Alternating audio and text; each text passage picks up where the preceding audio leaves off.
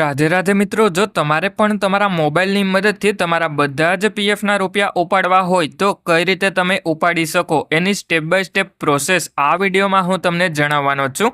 એટલે પીએફના રૂપિયા ઉપાડવા માટે સૌથી પહેલાં તો તમારે તમારા મોબાઈલમાં કોઈ પણ એક બ્રાઉઝર જેમ કે ક્રોમ બ્રાઉઝર ઓપન કરી અને epfo.gov.in ટાઈપ કરી અને સર્ચ કરી લેવાનું. અને પછી તમારે વેબસાઇટમાં નીચેની તરફમાં આવી અને એમાં વિથડ્રો પીએફમાં એપ્લાય નાવ ઉપર ક્લિક કરી લેવાનું છે. એટલે જેવા તમે એપ્લાય નાવ ઉપર ક્લિક કરો એના પછી નીચેની તરફમાં તમારે તમારો 12 આંકડાનો યુએએન નંબર પગારની સ્લિપમાંથી જોઈ અને એન્ટર કરી લેવાનો. અને પછી તમારે નીચેની તરફમાં પીએફનો પાસવર્ડ જે પણ તમે સેટ કરેલો હોય એ એન્ટર કરી લેવાનો અને પછી નીચેની તરફમાં સાઇન ઇન ઉપર ક્લિક કરી લેવાનું. એટલા માટે હવે મેં યુએએન નંબર પીએફનો પાસવર્ડ એન્ટર કરી અને સાઇન ઇન ઉપર ક્લિક કરી લીધું. એના પછી આપણા મોબાઈલ નંબર ઉપર ઓટીપી આવી ગયો, એ ઓટીપી એન્ટર કરી અને સબમિટ કરી લઈએ. અને તમારે એ વાતનું ધ્યાન રાખવાનું કે જે પણ ઓટીપી આવે એ ઓટીપી 5 મિનિટ માટે જ વેલિડ હોય, એટલા માટે 5 મિનિટની અંદર એન્ટર કરી અને સબમિટ કરી લેવો પડે. એટલે પછી તમે તમારા પીએફ એકાઉન્ટમાં લોગિન થઈ જશો. એના પછી 2 ઇમ્પોર્ટન્ટ પોઈન્ટ છે એનું તમારે ધ્યાન રાખવાનું. એમાં સૌથી પહેલો પોઈન્ટ તો એ છે કે તમે કેવાયસી કરેલી હોવી જોઈએ બેંકની અને પાન કાર્ડની. જો 50,000થી વધારે પીએફના રૂપિયા ઉપાડવા હોય તો એમાં પાન કાર્ડની કેવાયસી પણ જરૂરી છે. અને બીજો ઇમ્પોર્ટન્ટ પોઈન્ટ એ છે કે તમે એક્ઝિટ ડેટ અપડેટ કરેલી હોવી જોઈએ. જ્યારે પણ તમે નોકરી છોડી દીધી હોય એના પછી 2 મહિના પછી તમે અપડેટ કરી શકો. એટલે સૌથી પહેલાં તો કેવાયસી ચેક કરવા માટે મેનેજ ઉપર ક્લિક કરી લેવાનું છે. જેવા મેનેજ ઉપર ક્લિક કરો એના પછી નીચેની તરફમાં કેવાયસી ઉપર ક્લિક કરી લેવાનું. એટલે પછી જો તમે બેંકની અને પાન કાર્ડની કેવાયસી કરેલી હશે તો કંઈક આ રીતે જોવા મળી જશે. એમાં જો તમે પાન કાર્ડની કેવાયસી કરેલી હશે તો પાનવાળા ઓપ્શનની સામે અપ્રૂવડ જોવા મળી જશે. અને બેંકની કેવાયસી કરેલી હશે તો બેંકવાળા ઓપ્શનની સામે વેરીફાઈડ ઓનલાઈન બાય બેંક જોવા મળી જશે. અને હવે બીજો પોઈન્ટ એવો છે કે એક્ઝિટ ડેટ અપડેટ કરેલી હોવી જોઈએ. એટલે એના માટે ઉપરની તરફમાં આ 3 લાઈન ઉપર એક વખત ક્લિક કરી અને પછી વ્યૂ ઉપર ક્લિક કરી લેવાનું. અને એમાં તમારે સર્વિસ હિસ્ટ્રી ઉપર ક્લિક કરી લેવાનું. એટલે સર્વિસ હિસ્ટ્રીમાં તમે જેટલી પણ કંપનીમાં કામ કરેલું હોય એ બધી જ કંપની જોવા મળી જાય. અને જો તમારી કંપનીમાં એક્ઝિટ ડેટ અપડેટ થયેલી હોય તો તમને DOE EPFમાં એક્ઝિટ ડેટ અપડેટ થઈ ગયેલી જોવા મળી જાય.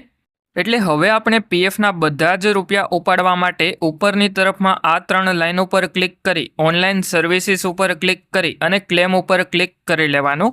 અને પછી તમે જે પણ બેંકની કેવાયસી પીએફ એકાઉન્ટમાં કરેલી હોય એ બેંક એકાઉન્ટ નંબર એન્ટર કરી અને વેરીફાઈ ઉપર ક્લિક કરી લેવાનું. એટલે પછી તમને ટર્મ્સ એન્ડ કન્ડિશન જોવા મળી જશે, એમાં યસ ઉપર ક્લિક કરી લેવાનું. એટલે પછી તમારો બેંક એકાઉન્ટ નંબર વેરીફાઈ થઈ જશે. અને બેંક એકાઉન્ટ નંબરની બાજુમાં ગ્રીન કલરમાં રાઇટનો સિમ્બોલ જોવા મળી જશે. એટલે પછી નીચેની તરફમાં પ્રોસીડ ફોર ઓનલાઈન ક્લેમ ઉપર ક્લિક કરી લેવાનું. એટલે જેવા તમે પ્રોસીડ ફોર ઓનલાઈન ક્લેમ ઉપર ક્લિક કરો એના પછી તમને નીચેની તરફમાં સિલેક્ટ ક્લેમ ઓપ્શન જોવા મળી જશે, એની ઉપર ક્લિક કરી લેવાનું છે. એટલા માટે હવે હું સિલેક્ટ ક્લેમ ઓપ્શન ઉપર ક્લિક કરી લઉં. એના પછી આપણે ઓનલી પીએફ વિડ્રોવલ ફોર્મ 19 વાળો ઓપ્શન સિલેક્ટ કરી લેવાનો. એટલે પછી અમાઉન્ટ એન્ટર કરવાનો ઓપ્શન નહીં આવે, કારણ કે જ્યારે પણ આપણે પીએફના બધા રૂપિયા ઉપાડતા હોય ત્યારે બધા જ રૂપિયા તમારા બેંક એકાઉન્ટમાં જમા થઈ જતા હોય. એટલે હવે તમારે નીચેની તરફમાં ફોર્મ 15Gમાં 50,000થી વધારે પીએફના રૂપિયા ઉપાડવાના હોય તો અપલોડ કરવાનું. અને પછી નીચેની તરફમાં એડ્રેસમાં લોકાલિટીમાં તમારા ગામનું નામ અને સ્ટ્રીટમાં શેરી નંબર એન્ટર કરી અને પછી સિલેક્ટ સ્ટેટ ઉપર ક્લિક કરી અને તમારું રાજ્ય સિલેક્ટ કરી લેવાનું. એટલે જેવા તમે રાજ્ય સિલેક્ટ કરો એના પછી સિલેક્ટ ડિસ્ટ્રિક્ટ ઉપર ક્લિક કરી અને તમારો જે પણ જિલ્લો લાગુ પડતો હોય એ એન્ટર કરી લેવાનો. અને પછી નીચેની તરફમાં સિટી અને 6 ડિજિટ પિનકોડ એન્ટર કરી લેવાનો. અને સિટીમાં તમે તાલુકાનું નામ પણ એન્ટર કરી શકો. હવે આપણે નીચેની તરફમાં આવી જવાનું અને પછી ગેટ મોબાઈલ ઓટીપી ઉપર ક્લિક કરી લેવાનું. એટલે પછી આપણા મોબાઈલ નંબર ઉપર ઓટીપી આવી જશે, એ ઓટીપી એન્ટર કરી અને સબમિટ કરી લેવાનો.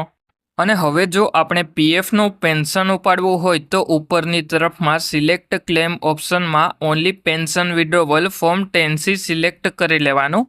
એટલે જેવા only pension withdrawal form 10C select કરીએ એના પછી નીચેની તરફમાં તમારે તમારું એડ્રેસ એન્ટર કરી લેવાનું અને પછી ગેટ મોબાઈલ ઓટીપી ઉપર ક્લિક કરી લેવાનું. એટલે પછી જે પણ ઓટીપી મોબાઈલ નંબર ઉપર આવે એ ઓટીપી એન્ટર કરી અને સબમિટ કરી લેવાનો. એટલે પછી થોડાક દિવસની અંદર બેંક એકાઉન્ટમાં પીએફનું પેન્શન જમા થઈ જશે. અને જો તમારે તમારા ક્લેમનું સ્ટેટસ જોવું હોય તો ઉપરની તરફમાં આ 3 લાઇન ઉપર ક્લિક કરી ઓનલાઈન સર્વિસીસ ઉપર ક્લિક કરી અને ટ્રેક ક્લેમ સ્ટેટસ ઉપર ક્લિક કરી લેવાનું. એટલે જેવા તમે ટ્રેક ક્લેમ સ્ટેટસ ઉપર ક્લિક કરો એના પછી જો તમારો ક્લેમ રિજેક્ટ થયો હોય તો ક્લેમ રિજેક્ટેડ કરીને જોવા મળી જાય અને જો તમારો ક્લેમ સેટલ થઈ ગયો હોય તો ક્લેમ સેટલડ કરીને જોવા મળી જાય અને જો તમારો ક્લેમ પેન્ડિંગમાં હોય તો પેન્ડિંગમાં જોવા મળી જાય. એટલે આ રીતે તમે તમારા મોબાઈલની મદદથી તમારા બધા જ પીએફના રૂપિયા ઉપાડી શકો. અને હવે જો તમારા પીએફ એકાઉન્ટમાં કોઈ પણ પ્રકારનો પ્રોબ્લેમ આવતો હોય તો મને કમેન્ટ કરીને જણાવજો. અને જો કોઈ પીએફનું કામ તમારે મારી પાસે કરાવવું હોય તો મારો મોબાઈલ નંબર આ વિડીયોના ડિસ્ક્રિપ્શનમાં જોવા મળી જશે. અને હવે જેટલા પણ લોકોએ આપણા ચેનલને સબસ્ક્રાઈબ કરેલું છે અને સપોર્ટ કરે છે એ બધા લોકોને થેન્ક યુ.